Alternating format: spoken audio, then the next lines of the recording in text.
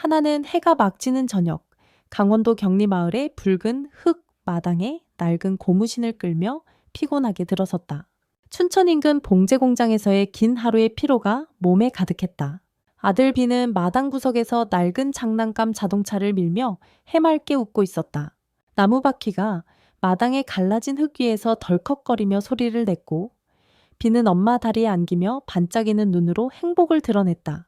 하나는 아이 머리를 쓰다듬으며 미소를 지었지만 젊은 얼굴에는 이미 세월의 피로가 번져 있었다. 부엌에서는 된장에 졸인 고등어 냄새가 솔솔 퍼지고 옹기장작 화덕에서 장작이 타는 소리가 들렸다. 시아버지 민규는 가느다란 등을 불빛에 들이우고 부엌에서 부지런히 움직였다. 농사로 굳은 손으로 천천히 배추를 썰고 동작 하나하나에 정성이 묻어났다. 하나는 낡은 가방을 한옥식 식탁 위에 두고 조심스럽게 부엌으로 들어와 도우려 했다. 작은 한옥집은 격리마을 논두렁 사이에 외롭게 자리 잡고 있었고, 산바람이 보리밭을 흔들고 멀리서 닭이 울고 연기와 산내음이 어우러진 풍경이 일상의 일부가 되어 그곳 사람들을 조용히 감싸 안았다. 3년 전 남편 준호가 의정부 건설 현장에서 사고로 세상을 떠난 뒤 하나의 세상은 무너졌다. 그러나 서울에 있는 친정 부모님의 권유에도 불구하고 그녀는 이 집에서 시아버지 민규 그리고 빈과 함께 남았다. 도시로 돌아가 새로운 인생을 시작하라는 말도 있었지만 그녀는 평생 고생만 하다 아들을 잃은 민규를 혼자 남길 수 없었다. 민규는 어린 손자와 며느리와 함께 남았고, 하나는 그를 단순한 시아버지가 아니라 자식을 잃은 아버지의 쓸쓸함을 가진 노인으로 보았다.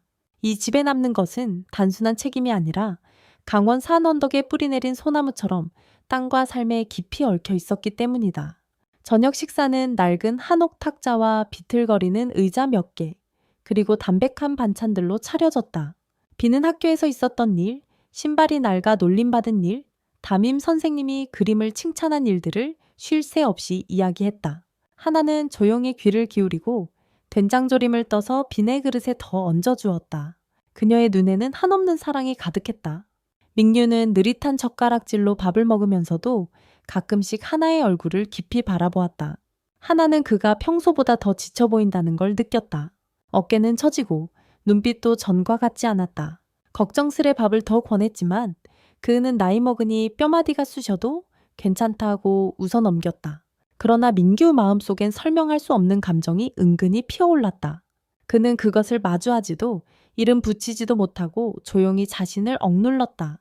하나는 강인하고 다정한 며느리였고 곁에 남아준 그 사실만으로도 감사했다. 하지만 점점 그녀의 모습에 시선이 머무는 자신을 의식하게 되었다. 우물가에서 하얀 한복 저고리를 입고 빨래하는 모습, 등잔 밑에서 홀로 바느질하는 얼굴, 모두가 민규의 기억에 선명하게 남았다.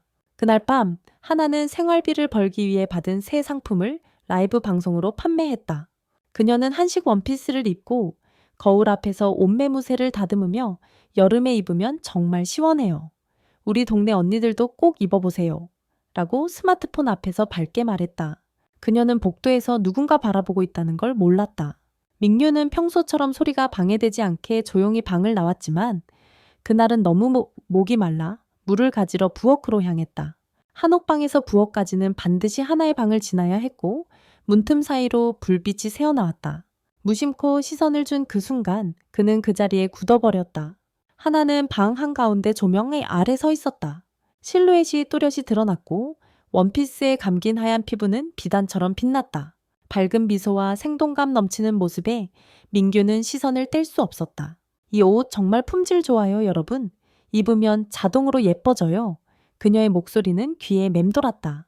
민규는 한동안 그 자리에 멈춰 있었고 물이 아니라 설명할 수 없는 감정 때문에 목이 말랐다. 내가 지금 뭐 하는 거지, 민규야? 라고 속으로 자책했지만 시선은 떨어지지 않았다.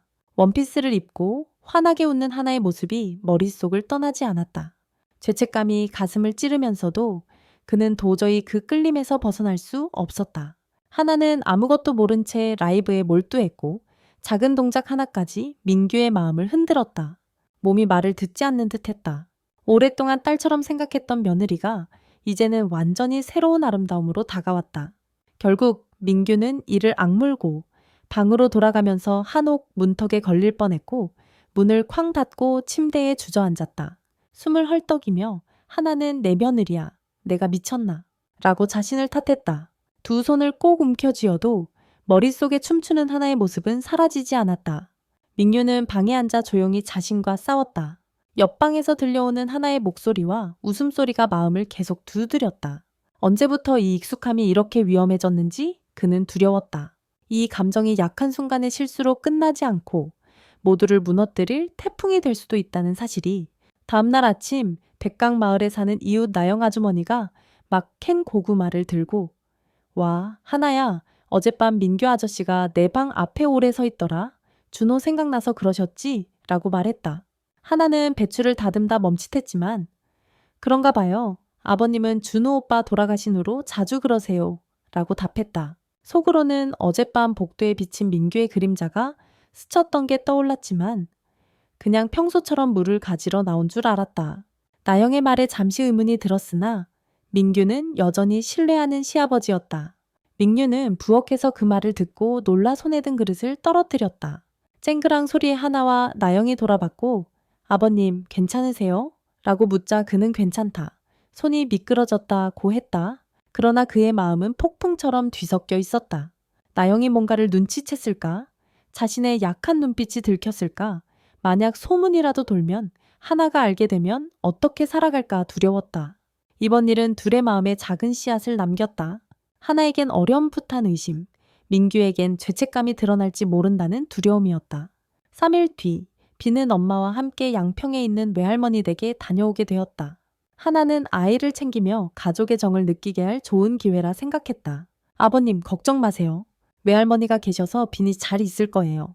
하나가 웃자 민규는 고개를 끄덕였지만 마음은 복잡했다. 이제 작은 한옥집에 둘만 남게 되어 설레기도 하고 두렵기도 했다. 그날 밤 저녁은 데친 배추와 된장조림 뿐이었다. 하나는 작은 책상에 앉아 평소처럼 라이브 방송을 켜고 낡은 램프 불빛 아래서 하얀 피부와 맑은 눈동자가 더 또렷해졌다. 긴 나날의 피로가 그 안에 감춰져 있었지만 그녀는 밝은 척 웃으며 시청자들과 인사했다. 하지만 마음속엔 수많은 감정이 복잡하게 얽혀 있었다. 민규는 얇은 한옥벽 너머 작은 방에 앉아 낡은 책을 넘기고 있었지만 한 글자도 읽히지 않았다. 하나의 목소리, 조용한 웃음까지 방 안에 울려 퍼지며 그의 마음 깊은 곳에 묻어두었던 감정을 건드렸다. 민규는 한숨을 쉬며 잘못된 생각을 떨쳐내려 했지만 그 생각은 어두운 그림자처럼 밤마다 그를 따라다녔다. 거의 2시간 동안 라이브 방송을 마친 후 하나는 만족스러운 미소로 매출을 확인했다. 하지만 화면 불빛이 꺼지자 한옥방은 순식간에 고요해졌고 거대한 파도처럼 공허함이 밀려왔다. 하나는 그 자리에 앉아 시간의 빛이 바랜 결혼 반지를 무심코 만졌다. 결혼한 지 3년째, 남편을 잃고 외로움에 익숙해진 그녀지만 오늘 밤은 달랐다. 그녀의 몸은 억눌러온 감정에 반항하듯 은근한 불꽃이 내부에서 타오르는 듯했다. 남편을 그리워하는 슬픔뿐 아니라 본능적인 갈망과 남성의 온기, 오래도록 부족했던 손길에 대한 갈증이 그녀를 괴롭혔다. 하나는 이를 악물고 감정을 억눌러 보려 했지만 오히려 더 강렬하게 몰려왔다. 이맨 땀이 맺히고 온몸이 불타는 것 같았다. 결국 견딜 수 없어 하나는 자리에서 벌떡 일어나 한옥복도 끝 욕실로 향했다. 찬물을 한껏 틀어 몸 위로 쏟아지게 했지만 식지 않는 열기는 사라지지 않았다. 물줄기가 은은한 노란 불빛 아래 그녀의 매끄러운 피부 위를 흘러내렸다. 하나는 두 눈을 감고 숨을 거칠게 몰아쉬며 두 손을 꽉 움켜쥐었다. 이 순간만 참으면 괜찮아질 거야 라고 스스로 다짐했지만 몸은 도무지 이성의 통제를 따르지 않았다. 떨리는 손끝이 자신도 모르게 부드러운 피부를 더듬으며 천천히 오래 잊고 있던 감각을 더듬었다. 손길이 닿을 때마다 전기가 흐르는 듯 몸이 부르르 떨렸다. 물소리가 작은 신음까지 덮었지만 숨소리는 감추지 못했다. 하나는 본능에 이끌려 흐릿해진 정신 속에 자신이 너무 오래 참아왔던 갈망에 휩싸였다. 손끝의 움직임은 해방이자 더 이상 피할 수 없는 고백이었다. 얼굴이 달아오르고 눈은 꼭 감긴 채 그녀만의 세계에 잠긴 듯했다. 그 시각 민규는 방을 나와 보리차를 가지러 가던 길이었다. 욕실에서 계속 흐르는 물소리에 그는 잠시 멈추고 문을 두드리려다 무의식적으로 천천히 다가갔다. 한옥 욕실 문틈 사이로 은은한 불빛이 새어나왔고 그 틈으로 민규는 하나의 모습, 흐르는 물 아래 빛나는 몸, 황홀한 표정과 유혹적인 손길을 목격했다. 시간이 멈춘 듯 민규의 심장은 미친 듯이 뛰었고 얼굴은 붉게 달아올랐다. 하나의 갈망이 온몸에 드러난 모습에 그는 이성을 잃을 뻔했다. 돌아서야 한다는 것을 알면서도 시선이 떨어지지 않았다. 오랫동안 억눌러온 욕망이 강렬하게 되살아났고 두 주먹을 꽉 쥐며 스스로를 붙잡으려 했지만 그는 이미 멈출 수 없었다. 마치 보이지 않는 힘에 이끌리듯 그는 가까이 다가가 문을 조심스레 밀었다. 경첩이 작게 삐걱거렸고 하나는 깜짝 놀라 뒤돌아보았다. 그녀의 두 눈이 커다랗게 놀라며 민규를 바라봤다. 이제 그의 눈빛엔 더 이상 시아버지의 온화함이 아닌 뜨거운 갈망이 깃들어 있었다. 아버지, 여기서 뭐 하세요? 하나는 당황해서 욕실에 걸려있던 수건을 황급히 집어 몸을 가리려 했지만 손이 떨려서 수건이 거의 미끄러질 뻔했다. 물은 계속 흐르고 욕실은 뿌연 김으로 가득 찼다. 민규는 욕실 안으로 한 걸음 들어섰고 목소리는 낮고 떨렸지만 내면의 싸움이 느껴졌다. 하나야, 아버지도 참을 수가 없구나. 너도 외롭고 나도 외로운 거 알아. 그의 말은 그녀의 마음속 깊은 곳을 찌르는 칼날처럼 날카로웠다. 하나는 소리치고 싶었고 부정하고 싶었고 시아버지와는 결코 넘을 수 없는 선이라고 말하고 싶었지만 목소리가 나오지 않았다. 그녀 안의 욕망, 아직 꺼지지 않은 불꽃은 민규가 가까워질수록 다시 거세게 타올랐다. 그의 시선과 그가 다가오는 모습은 단순한 욕망을 넘어서 깊은 공감까지 전해지는 듯했다. 마치 그녀의 외로움과 감춰둔 진심을 꿰뚫어 보는 것만 같았다. 이게 옳지 않다는 거 알아. 민규는 떨리는 목소리로 이어갔다. 하지만 나도 너무 외로워. 하나야, 너도 지난 3년간 똑같이 힘들었잖아. 내 눈빛, 네 행동에서 다 느껴져. 그는 조심스럽게 그녀의 어깨에 손을 얹었다. 그 손길은 부드러우면서도 속에 불길이 담겨 있었다. 물소리와 김이 그들을 세상과 단절시키는 듯했다. 하나는 가만히 서서 수건이 손에서 조금씩 흘러내렸고 두 눈을 감았다. 이성은 밀어내고 도망치라고 외치지만 몸은 이미 배신하고 있었다. 그녀는 민규의 손끝에서 오래도록 갈망했던 온기를 느꼈다. 민규는 조금 더 가까이 다가와 조심스럽게 그녀를 품에 안았다. 네가 원치 않으면 멈출게. 그의 숨결이 손끝에 닿았다. 하지만 너도 누군가의 온기가 필요하지 않니? 하나는 아무 말도 하지 않았고 그를 밀어내지도 않았다. 그 순간 그녀의 이성은 거세게 휩쓸려가 버렸고 민규가 안아주는 따스함에 스스로를 맡겼다. 욕실 한가운데 물이 쏟아지는 소리 속에 두 사람은 죄책감과 외로움에 이끌려 서로에게 안겼다. 민규의 손은 강인하지만 거칠지 않았고 오랫동안 메말랐던 밭을 다시 일구는 농부처럼 그녀의 몸을 다정히 어루만졌다. 말라버린 밭이 오랜 고독 끝에 다시 촉촉이 젖어가는 것 같았다. 두 사람은 본능의 폭풍에 휘말린 짐승처럼 서로를 끌어안았다. 서로의 손끝, 움직임 하나하나가 불길에 기름을 붓는 듯 욕망을 더 타오르게 했다. 하나는 바닥이 보이지 않는 강물에 휩쓸려가는 느낌이었고 민규도 마찬가지로 모든 역할과 윤리를 잊고 단지 공허함을 채우고자 하는 갈망에만 몰두했다. 욕실 바닥에 쓰러지며 쏟아지는 물줄기는 현실과 금기를 흐리게 했다. 그 순간 하나는 아무것도 생각하지 않았다. 오직 민규의 따스함만이 오래된 겨울돈을 흔드는 산바람처럼 그녀를 흔들었다. 민규는 사냥꾼이 보물을 만난 듯 더 깊이 그녀를 탐했고 두 사람은 흙과 물, 불과 바람처럼 원초적인 춤에 녹아들었다. 욕실에 울리는 물소리는 두 사람의 비밀을 감추려 했지만 결코 모든 걸 덮을 수 없었다. 그 밤, 그 작은 욕실에서 둘은 결코 되돌릴 수 없는 선을 넘었고 그 마음에는 깊은 상처가 새겨졌지만 그 순간에선 누구도 멈추고 싶지 않았고 누구도 욕망과 외로움의 꿈에서 깨어나고 싶지 않았다. 모든 것이 끝난 후 창문으로 비치는 은은한 달빛이 조용한 골목에 자리한 한옥 작은 집 안으로 스며들었다. 하나는 민규의 어깨에 머리를 기대며 떨리는 목소리로 말했다. 저도 이걸 원했어요. 하지만 무서워요. 누군가 알게 되면 어떡하죠? 그녀의 눈에는 욕망과 불안이 함께 맺혀 있었다. 백발이 희끗한 민규는 조심스럽게 하나의 머리카락을 쓰다듬었다. 그의 손은 따뜻했지만 감출 수 없는 비밀의 떨림이 묻어 있었다. 우리 둘만의 비밀이야. 그는 낮게 속삭였다. 아무도 알 필요 없어. 그날부터 하나와 민규의 삶은 마치 동전의 양면처럼 결코 한 번에 드러나지 않는 두 부분으로 갈라졌다. 낮에는 누구나 부러워할 만큼 평온한 가족의 모습이었다. 하나는 일에 몰두했고 아들 빈을 다정하게 돌보며 사랑을 아끼지 않았다.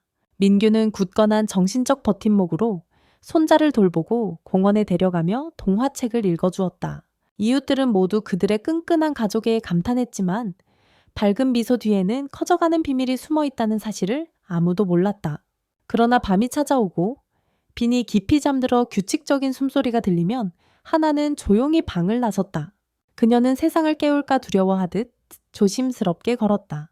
민규의 방문이 살짝 열리고 곧 닫히면 어둠 속에서 두 사람은 다시 서로를 찾았다. 욕망과 외로움에 휩싸여 서로에게 이끌렸다. 매번 만날 때마다 이게 잘못된 일임을 알면서도 하나의 가슴엔 양심의 칼날 같은 아픔이 스며들었다. 아들의 맑은 눈동자를 바라볼 때마다 민규도 다르지 않았다.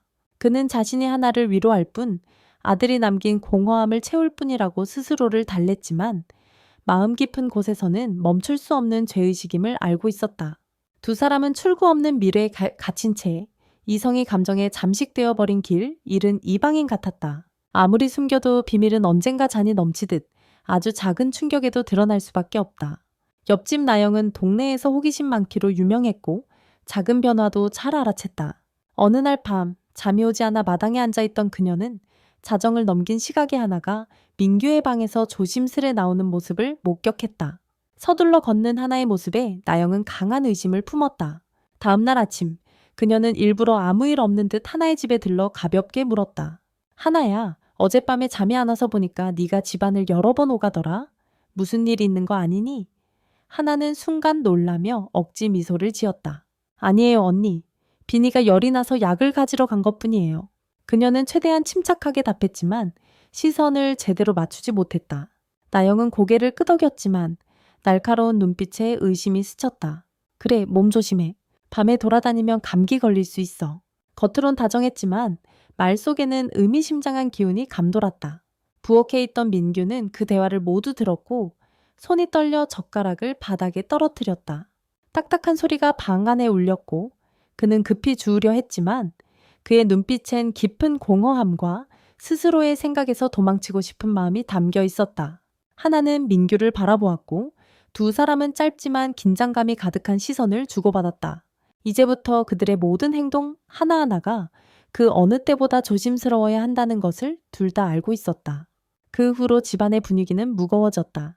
하나는 이웃들의 호기심 어린 시선, 특히 나영 아주머니의 눈빛에서 오는 압박감을 점점 더 크게 느꼈다.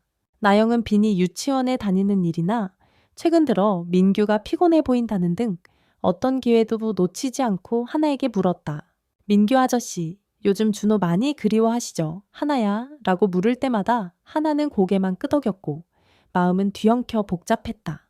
준호 하나의 이미 세상을 떠난 남편, 민규의 아들, 보이지 않는 그림자처럼 언제나 존재하며 그들이 넘지 말아야 할 경계선을 계속 상기시켰다. 한편 민규는 겉으로는 태연한 척하려 했지만 악몽에서 벗어나지 못했다.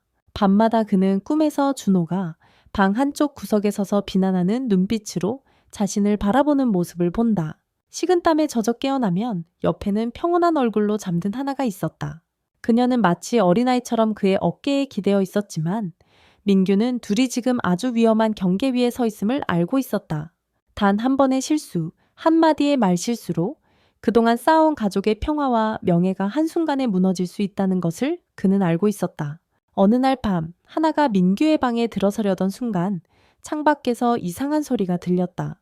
가슴이 쿵쾅거렸고 그녀는 급히 커튼을 걷고 밖을 살폈지만 바람에 흔들리는 나뭇가지와 고양이뿐이었다.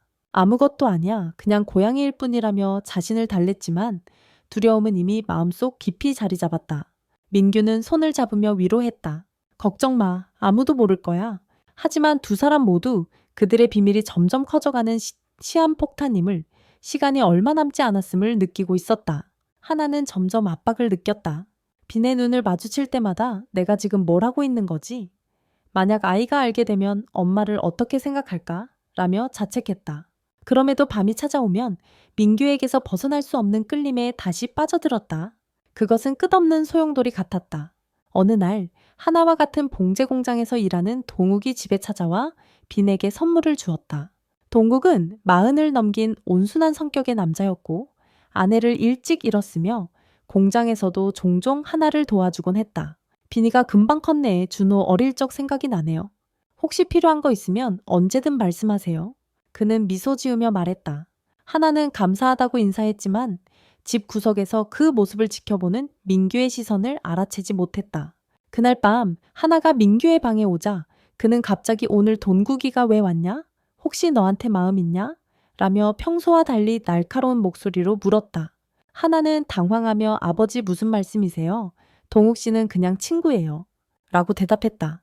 하지만 민규는 믿지 않고 하나를 끌어안고 평소보다 더 세게 안았다. 아무도 널 아버지한테서 빼앗아 갈 수 없어. 넌 내 거잖아. 그렇지? 하나는 아무 말도 할 수 없었다.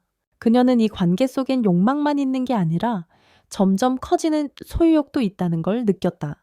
이웃 마을에서는 소문이 바람처럼 번지기 시작했다. 나영이 밤늦게 하나가 민규 방에서 나오는 것을 본 후로 동네 앞 다방에서 한마디씩 흘리기 시작했다. 민규네 집 요즘 좀 이상하지 않아? 밤마다 불이 늦게까지 켜져 있더라. 그녀는 은주에게 슬쩍 말했다. 은주는 그래. 하나도 혼자 오래 있으니 심심하긴 하겠지. 근데 민규 아저씨도 나이 많잖아. 설마 무슨 일 있겠어? 라고 대답했다. 이런저런 이야기는 점점 오해와 악의로 변해갔다. 하나는 아무것도 몰랐다. 그러던 어느 날 장을 보고 돌아오던 길에 이웃들이 수군거리는 시선을 느꼈다. 생선 장수린이 그녀를 불러 하나야. 요즘 동네에서 너랑 민규 아저씨 얘기가 도는 거 알지? 난 안 믿지만 조심해. 사람들 입은 무섭다. 라고 속삭였다. 하나는 손에 들고 있던 생선 바구니가 떨릴 정도로 놀랐다. 뭐라고요? 누가 그런 말 해요? 라고 물었지만 리는 나도 잘 몰라. 그냥 네가 바르게 살면 돼. 집안에 흠 잡힐 일 만들지 마라. 라고 조심스럽게 조언했다. 하나는 마루에 멍하니 앉아 혹시 누가 뭘 알아챈 건가? 아니면 그냥 추측일까? 라고 스스로에게 물었다. 마당 한쪽에서 평소처럼 대나무 바구니를 엮고 있던 민규를 바라보았지만 눈이 마주친 순간 그의 눈빛엔 잠시 불안이 스쳤다. 아버지, 혹시 무슨 얘기 들으셨어요? 라고 조심스럽게 물었다. 민규는 손을 멈추고 낮은 목소리로 별일 아니야. 쓸데없는 걱정 말고 평소처럼 지내. 남들이 뭐라 해도 신경 쓰지 마. 라고 답했다.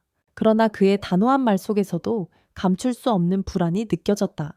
그날 밤 하나가 민규의 방으로 갔을 때는 예전과 같은 설렘이 아니라 불안감이 앞섰다. 문틈으로 들리는 작은 소리, 개 짖는 소리, 바람에 흔들리는 나무집 소리마저도 누군가 지켜보는 것처럼 느껴졌다. 민규는 그녀의 어깨를 끌어안으며 무서워하지 마. 내가 지켜줄게.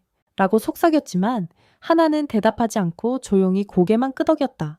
속으로 누가 누구를 지키지? 우리 둘 다 이게 잘못된 거란 걸 아는데 라고 생각했다. 동욱이 점점 더 자주 찾아오자 집안 분위기는 복잡해졌다. 그는 빈에게 선물만 주는 게 아니라 비가 올 땐 지붕도 고쳐주고 시장에 데려다 주기도 했다. 과거에 아내를 잃은 상실감이 있어 더욱 자상하고 배려심이 많았다. 하나씨, 여기서 혼자 사는 거 힘들겠어요? 그의 다정한 말과 미소는 하나의 외로움을 덜어주었다. 하지만 민규는 전혀 달랐다. 동욱이 올 때마다 민규의 표정은 점점 굳어졌다. 어느 날 동욱이 다녀간 뒤 민규는 불쑥 물었다. 너랑 동욱이 사이가 왜 이렇게 가까워? 그렇게 자주 오고. 혹시 준호 대신하려는 거야? 그의 목소리는 얼음처럼 차갑고 질투로 가득했다.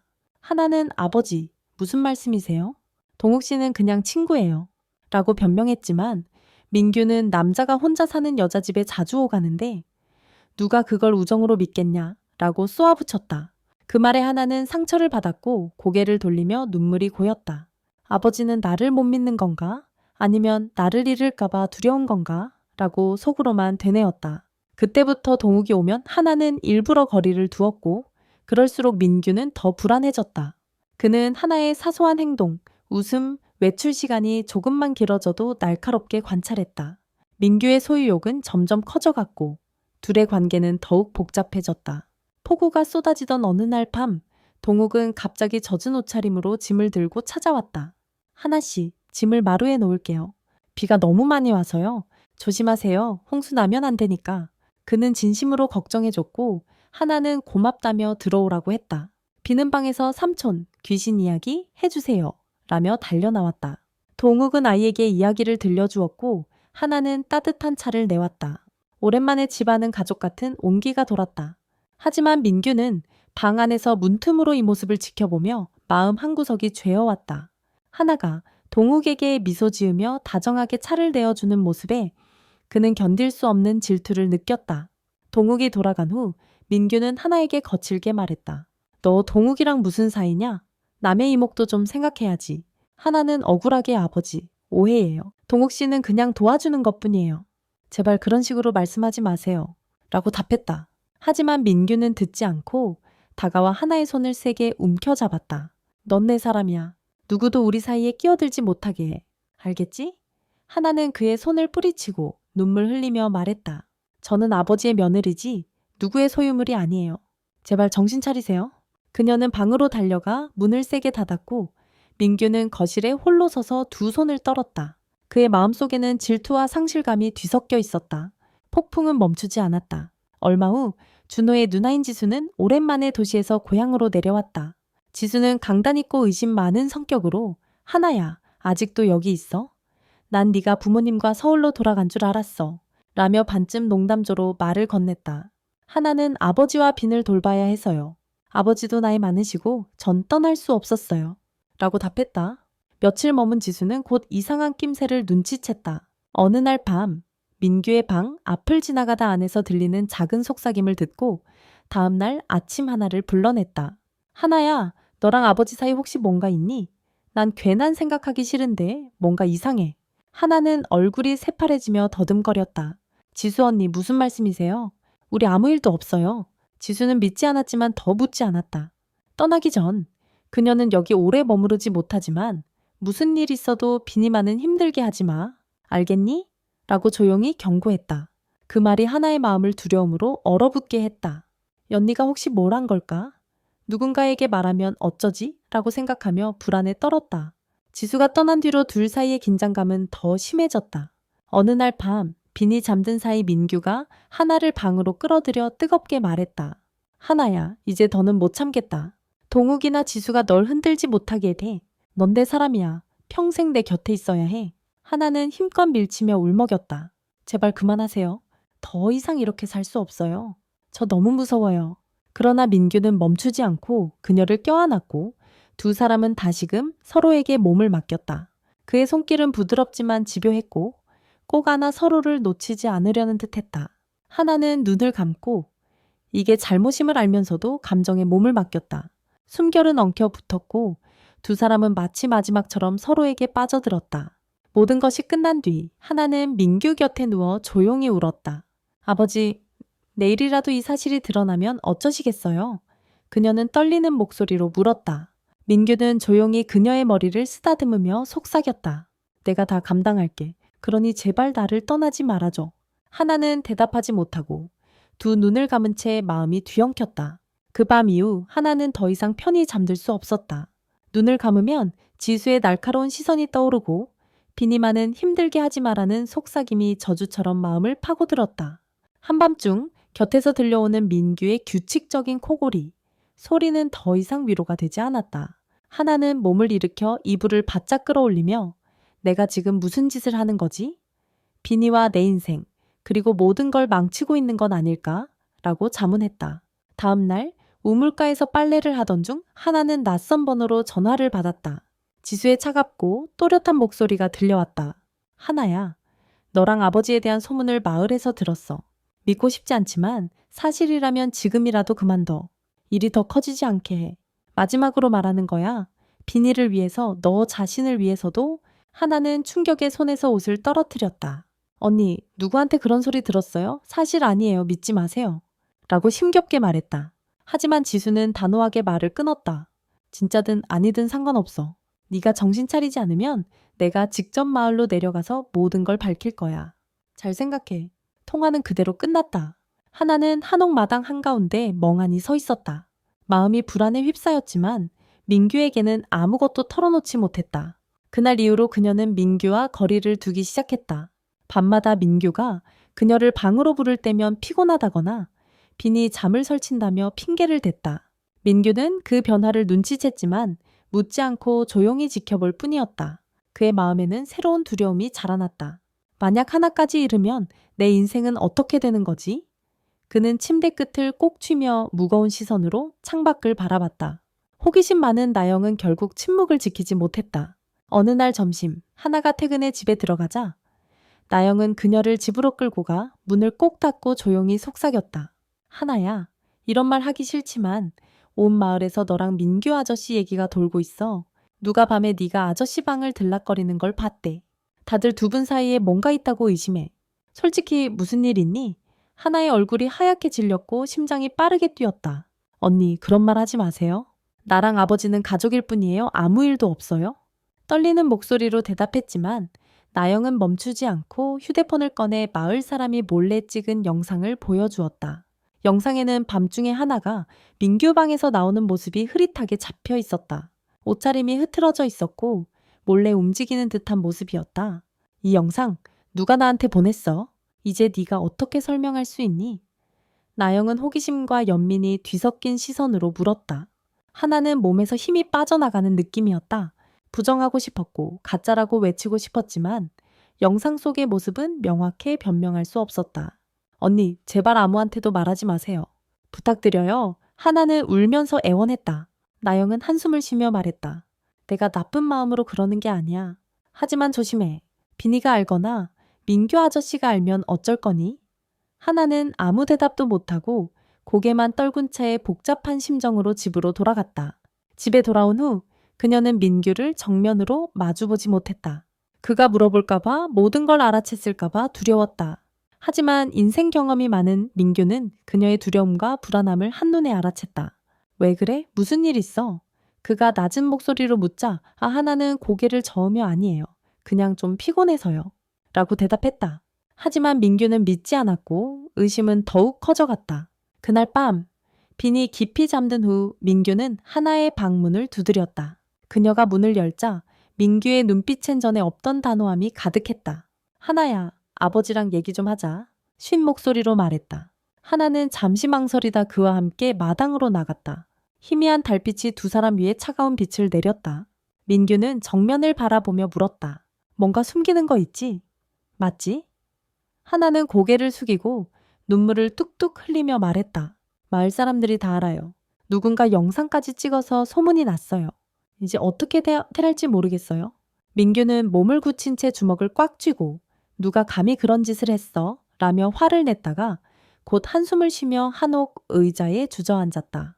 이 모든 게 내 잘못이야. 내 인생까지 망쳐선 안 됐는데 그는 진심 어린 후회를 내비쳤다. 하나는 무릎을 꿇고 그의 손을 잡으며 아버지 잘못 아니에요. 저도 원했고 동의했어요. 하지만 이제 너무 무서워요. 비니다 마을 사람들이 알게 되면 저는 더 이상 견딜 수 없을 거예요. 민규는 그녀를 일으켜 세우며 안아주고 속삭였다. 아무 일이 있어도 내가 널 지킬 거야. 모두가 등을 돌려도 아버지는 여기 있을 거야. 달빛 아래 그의 약속은 신성한 맹세 같았지만 동시에 두 사람을 더욱 깊은 수렁으로 끌고 가는 양날의 검이었다. 둘은 말없이 서로를 안고 있었다. 하지만 멀리서 나영이 담장 뒤에 서서 그 모습을 지켜보고 있었다. 이번에는 영상을 찍지 않았지만 이대로라면 자신이 빈과 마을을 위해 뭔가 해야겠다고 다짐했다. 한편 돈국은 여전히 하나에게 호의를 거두지 않았다. 어느 날 그는 새 자전거를 사와 빈에게 선물했다. 빈이가 자전거 타는 걸 좋아하잖아요. 고장나서 못하는 것 같길래요. 그냥 제 선물이에요. 부담 갖지 마세요. 그의 진심 어린 미소에 하나는 감동했다. 그러나 동국이 돌아가자 민규는 차가운 시선으로 나와 말했다. 너 그 사람을 아버지 대신 받아들이려고 하는 거야? 그가 그렇게 잘해주니 마음이 흔들리는 거야. 질투 가득한 목소리였다. 하나는 참지 못하고 소리쳤다. 아버지, 그런 말씀 마세요. 동욱 씨는 아무 의도도 없어요. 설령 그렇다 해도 저는 아버지를 배신하지 않았어요. 하지만 이제 너무 지쳤어요. 더 이상 이런 식으로는 살 수 없어요. 민규는 놀란 듯 멈칫했지만 곧 하나를 더 세게 껴안으며 말했다. 미안하다. 네가 떠날까 봐 두려워서 그랬어. 제발 나를 떠나지 말아줘. 하나는 울면서 대답하지 않았다. 하지만 그녀의 마음 한켠에는 만약 자신이 떠난다면 동욱과 함께라면 이 지옥에서 벗어날 수 있지 않을까 하는 희망이 싹트기 시작했다. 그날 밤 민규가 깊이 잠든 사이 하나는 거울 앞에 서서 자신의 모습을 바라보았다. 수척해진 얼굴, 검게 파인 눈, 그 속에서 희미한 희망의 빛을 발견했다. 그녀는 휴대폰을 들고 동욱에게 문자를 보냈다. 동욱 씨, 내일 시간 있어요? 꼭 할 얘기가 있어요. 메시지를 보내고 큰 결심이 다가오고 있음을 느꼈다. 다음 날 동국이 오자 하나는 그를 마을 뒤 강가로 데려갔다. 동욱 씨, 솔직히 말해줘요. 저한테 어떤 감정이 있어요? 떨리는 목소리였다. 동욱은 놀랐지만 곧 그녀의 손을 잡고 하나 씨, 난 오래전부터 당신을 좋아했어요. 힘들게 사는 것도 다 알죠. 내가 꼭 행복하게 해주고 싶어요. 당신만 원한다면 나와 비니를 내가 지킬게요. 그의 고백은 하나하나에게 한 줄기 비치면서도 동시에 가슴을 찌르는 아픔이었다. 그녀는 동의하고 싶었고 어둠에서 벗어나고 싶었지만 민규와의 밤들이 머릿속을 떠나지 않았다. 그날 밤 하나는 민규의 방에 가지 않았다. 그는 기다리다가 그녀가 오지 않자 다급하게 문을 두드렸다. 하나야, 왜 안 와? 혹시 나한테 화났니? 그녀는 눈물을 흘리며 문을 열고 말했다. 아버지, 화난 게 아니에요. 하지만 더 이상 이렇게 살 순 없어요. 멈추고 싶어요. 민규는 놀란 듯 무릎을 꿇고 그녀의 손을 잡으며 제발 날 떠나지 마. 네가 떠나면 나도 죽을 것 같아. 하나는 흐느껴 울면서 그를 일으켜 세우고 아버지, 그런 말 마세요. 저 안 떠나요. 하지만 시간이 필요해요. 두 사람은 예전처럼 욕망이 아니라 절망에 가까운 포옹을 나눴다. 민규는 낮은 목소리로 속삭였다. 기다릴게. 하지만 네가 동욱을 선택해도 난 원망하지 않겠다. 하나는 아무 말도 못하고 눈을 감았다. 두 갈래 길 앞에 선 자신을 느꼈다. 눈물의 밤이 지나고 하나는 기이할 만큼 조용해졌다. 더 이상 민규의 방에도 동국에게도 가지 않았다. 오롯이 빈과 함께 시간을 보내고 아이와 놀고 공부도 가르치며 자신의 순수함을 되찾고 싶었다. 그러나 빈의 눈을 볼 때마다 죽은 남편 준호의 모습이 떠오르고 죄책감에 목이 메었다. 준호야, 네가 용서해 줄까? 내가 우리 가족을 망가뜨렸어. 속으로 계속 물었지만 대답은 없었다. 민규는 그 어느 때보다 침묵이 깊어졌다. 동욱에 대해서도 하나에 대해서도 아무 말도 하지 않았다. 하지만 언제나 그녀를 바라보는 눈에는 사랑과 아픔이 동시에 담겨 있었다. 그는 만약 하나가 떠나면 내 인생도 끝이야 라고 생각하며 떨리는 손으로 담배를 태우고 작은 한옥방에서 연기를 피웠다. 참지 못한 나영은 결국 행동에 나섰다.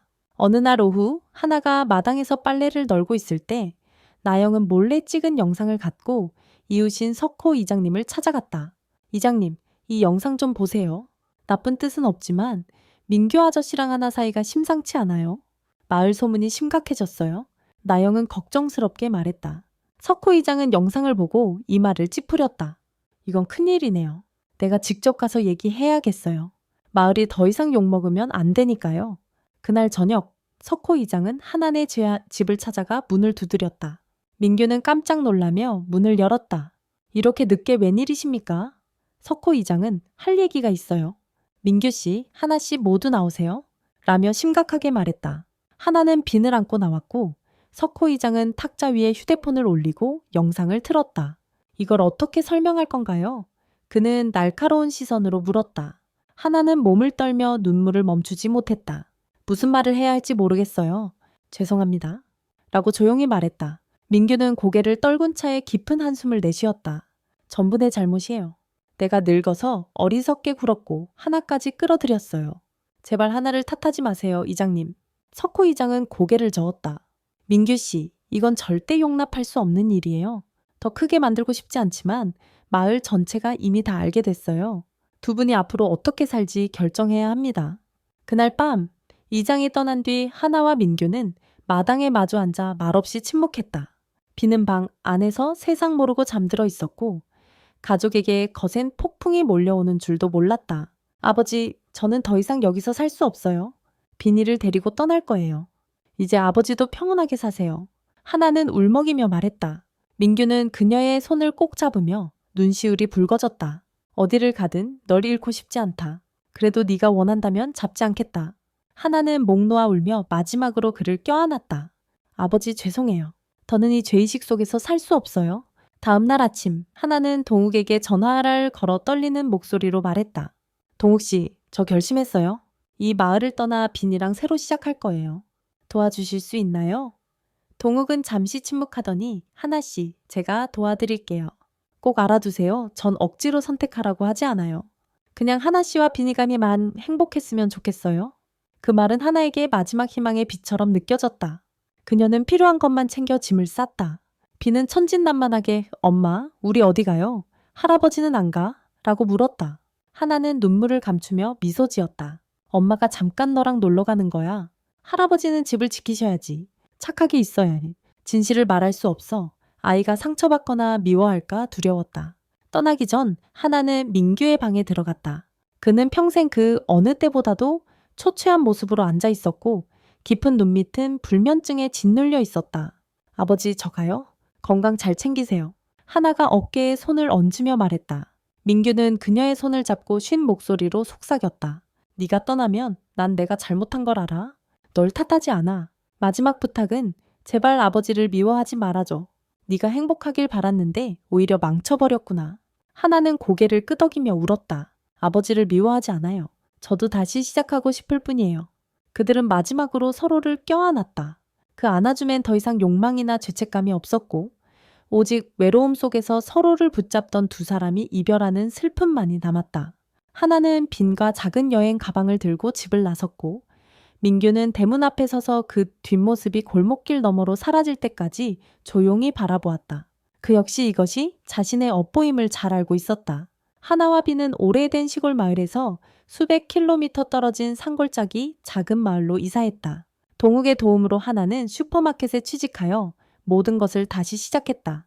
동국은 항상 하나 곁을 지키며 결코 강요하지 않고 그저 조용히 친구처럼 도와주었다.